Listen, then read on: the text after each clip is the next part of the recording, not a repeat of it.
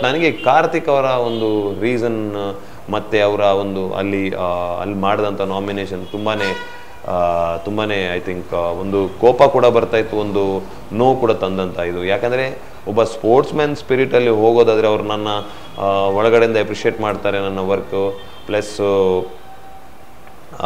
ಚೆನ್ನಾಗೇ ಇದ್ದರು.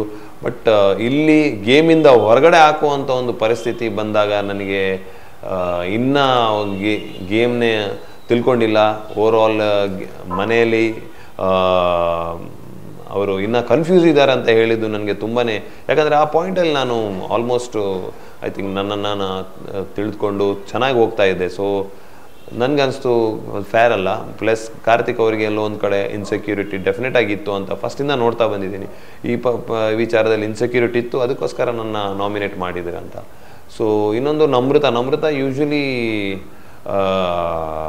ನನ್ನ ನಾಮಿನೇಟ್ ಮಾಡ್ತಾಯಿದ್ರು. ಸೊ ಅಟ್ಲೀಸ್ಟ್ ಆ ಪಾಯಿಂಟಲ್ಲಿ ಅವರು, ಅದಕ್ಕಿಂತ ಮುಂಚೆ ನಾನು ಅವ್ರ ಹತ್ರ ಮಾತಾಡಿದ್ದೆ, ನನಗೇನು ವರ್ಕ್ ಮಾಡ್ತಾ ಇದ್ದೀನಿ, ಬಟ್ ಅವರು ಈ ಪಾಯಿಂಟಲ್ಲಿ ನಾಮಿನೇಷನ್ ಮಾಡಲ್ಲ ಅಂತ ಅಂದ್ಕೊಂಡಿದ್ದೆ. ಬಟ್ ಅವರು ಆಲ್ಮೋಸ್ಟ್ ಅದೇ ವೈಲ್ಡ್ ಕಾರ್ಡ್ ಎಂಟ್ರಿಗಲ್ಲ, ಬಟ್ ಬೇರೆ ಇನ್ನೂ ಕ್ಲಾರಿಟಿ ಇಲ್ಲ ಏನೋ ಹೇಳೋದಕ್ಕೆ ಮಾಡಿದ್ರು. ಫೇರ್ ಅನಿಸಿಲ್ಲ, ತುಂಬಾ ಹೊರಗಾಕೋದಕ್ಕೇ ಮಾಡಿದಂಥ ಒಂದು ನಾಮಿನೇಷನ್ ಅಂತ ಅನಿಸ್ತು. ಕಾರ್ತಿಕ್ ಅವ್ರ ಜೊತೆ ನನಗೆ ಅದೇ ಕಾರ್ತಿಕ್ ಅವರು ಒಂದು ರ್ಯಾಪು ಅಂತ ಬಂದಾಗ ಚೆನ್ನಾಗಿದ್ರು ಮಾತಾಡಿದೆ. ನಾವು ಒಂದು ಟೀಮಲ್ಲಿ ಒಟ್ಟಿಗೆ ಆಡಿದ್ವಿ ಲೈಕ್ ಸೆಕೆಂಡ್ ವೀಕು. ಕಾರ್ತಿಕ್ ಅವರು ನನಗೆ ಎಲ್ಲೋ ಒಂದು ಕಡೆ ಪದೇ ಕುದುರೆ ಜಿಂಕೆ ಅಂತ ಹೇಳ್ಕೊಂಡು ಒಂದು ಕೆನ್ಕೋ ಒಂದು ಆ್ಯಟಿಟ್ಯೂಡ್ ನನಗೆ ಇಷ್ಟ ಆಗಿರಲಿಲ್ಲ.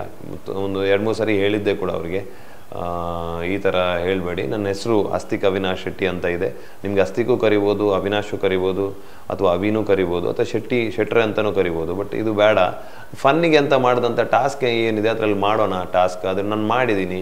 ಸೊ ಅದನ್ನು ಚೆನ್ನಾಗಿ ಕೂಡ ಹೇಳಿದ್ದೆ ಅವರಿಗೆ. ಆದ್ರೂ ಕಾರ್ತಿಕ್ ಅವರು ಕೆಲವೊಂದು ಕಡೆ ಅವರೊಂದು ವೆರಿ ಏನು ಹೇಳ್ತಾರೆ ಕ್ಲೆವರ್ ಪ್ಲೇಯರ್ ಅವರು. ಅವರಿಗೆ ಎಲ್ಲಿ ಗೊತ್ತಾಗತ್ತೆ ಒಬ್ಬ ಪ್ಲೇಯರು ಓಕೆ ಈಗ ಅವನಿಗೆ ಮೊಮೆಂಟಮ್ ಸಿಗ್ತಾ ಇದೆ, ಈಗ ಇವನು ಮೇಲೆ ಬರ್ತಾನೆ ಅನ್ನೋ ಒಂದು ಅವ್ರಿಗೆ ಎಲ್ಲಿ ಐಡಿಯಾ ಸಿಗತ್ತೆ ಅಲ್ಲೇ ಅವರು ಹೊಡಿಯೋಕ್ಕೆ ಟ್ರೈ ಮಾಡ್ತಾರೆ. ಸೊ ಟಾಸ್ಕ್ ಅಂತ ಬಂದಾಗ ಅವರು ಓಕೆ ಇವನ್ನ ನನಗೆ ಗೊತ್ತು ಇವನ್ಗೆ ಏನು ಹೇಳಿದ್ರೆ ಇವನು ಇರಿಟೇಟ್ ಆಗ್ತಾನೆ, ಯಾಕಂದ್ರೆ ನನಗೆ ಮುಂದೇನೂ ಹೇಳಿದ್ದೆ. ಸೊ ಅದನ್ನ ಹೇಳಿ ಜಿಂಕೆ ಎಗರಬೇಡ, ಜಿಂಕೆ ಮೇಲೆ ಬರಬೇಡ, ಜಿಂಕೆ ನೆಗಿಬೇಡ ಅಂತೆಲ್ಲ ಹೇಳಕ್ಕೆ ಸ್ಟಾರ್ಟ್ ಮಾಡಿದಾಗ ನಿಜವಾಗ್ಲೂ ಕೋಪ ಬಂದುಬಿಡ್ತು. ಒಂದು ಲೆವೆಲಲ್ಲಿ ಕೋಪ ಬಂದಿದ್ದು ಯಾಕಂದರೆ ನನ್ನ ಆಟದ ಬಗ್ಗೆ ಅವರು ಹೇಳ್ತಾ ಇದ್ದಾರೆ, ನನ್ನ ಬಗ್ಗೆನೂ ಓಕೆ, ಅದ್ರ ಬಗ್ಗೆನೂ ಓಕೆ, ಬಟ್ ಅಲ್ಲಿ ಆಟದ ಬಗ್ಗೆ ನೀನು ಕಲರ್ ಹಿಡ್ಕೊಂಡು ಎಗರಬೇಡ ಅದು ಇದು ಅಂತ ಹೇಳಿದಾಗ ನಾನು ಮುಂದೆ ಬಂದು ಅವ್ರು ಜಿಂಕೆ ಅಂತ ಹೇಳಿ ಓಕೆ ಜಿಂಕೆಗೆ ಎಷ್ಟು ಮಾಡೋಕ್ಕಾಗತ್ತೆ ಅಂತ ಹೇಳಿದಾಗ ಜಿಂಕೆ ರೊಚ್ಚಿಗೆದ್ರೆ ಸಿಂಹನೇ ಆಗೋದಂತ ನನಗೆ ಅವ್ರು ತೋರಿಸ್ಬೇಕಾಗಿತ್ತು. ಅದನ್ನ ನಾನು ಆ್ಯಕ್ಷನಲ್ಲಿ ತೋರಿಸ್ತೀನಿ ಅಂತ ಹೇಳ್ಬಿಟ್ಟು ಅಲ್ಲಿ ಒಂದು ಏನು ಟಿಫ್ ಏನಾಯಿತು ಅಥವಾ ಜಗಳ ಏನಾಯಿತು ಅದಕ್ಕೆ ಅದೇ ಕಾರಣ ಅದು.